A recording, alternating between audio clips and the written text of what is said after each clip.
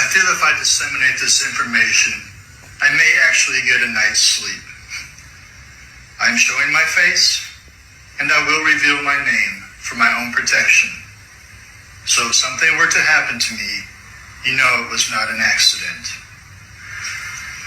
My name is Robert Connors, and I have served with the Department of Defense for over 20 years. Prior to that, I served active duty campaigns in both Iran and Vietnam.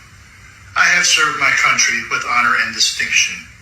My record speaks for itself. As an ex-DoD operative, it was my duty to protect the Constitution and mitigate foreign and domestic threats in this country.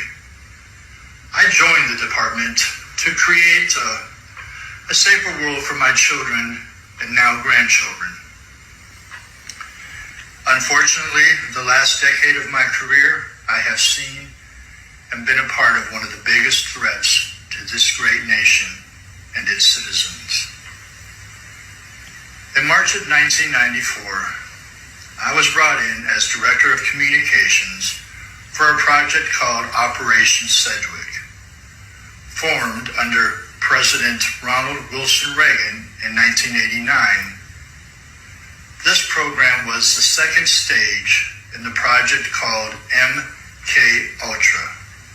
Its focus and sole purpose was the control of the African American population and urban youth through music. Yes, you heard me correctly, through music. After more than 20 years, I finally decided to tell the world what I witnessed in 1991, which I believe was one of the biggest turning points in popular music and ultimately American society. I have struggled for a long time weighing the pros and cons of making my story public, as I was reluctant to implicate the individuals who were present that day. So I've simply decided to leave out the names and all the details that may risk my personal well-being. Quickly after this meeting began, one of the industry colleagues, who shall remain nameless like everybody else, thanked us for attending. He then gave the floor to a man who only introduced himself by first name and gave no other details about his personal background. I think he was the owner of the residence, but that was never confirmed. He briefly praised all of us for the success we had achieved in our industries and congratulated us for being selected as part of this small group of decision makers. At this point, I began to feel slightly uncomfortable in the strangeness of this gathering. The subject quickly changed as the speaker went on to tell us that the respective companies we represented had invested in a very profitable industry, which could become even more rewarding with our active involvement. Damn. He explained that the companies we worked for had invested millions into the building of privately owned prisons, and that our positions of influence in the music industry would actually impact the profitability of these investments. Then he says, I remember many of us in the group immediately looking at each other in awe and confusion. At the same time, I didn't know what a private prison was, but I wasn't the only one. Sure enough, someone asked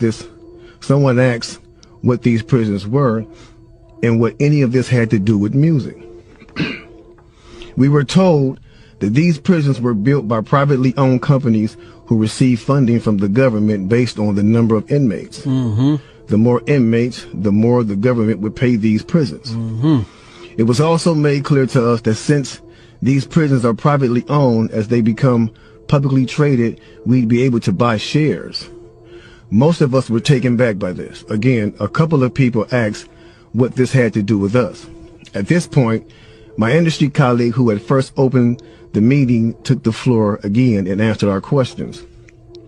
He told us that since our employees had become silent investors in this prison business, it was now in their interest to make sure that these prisons remain filled.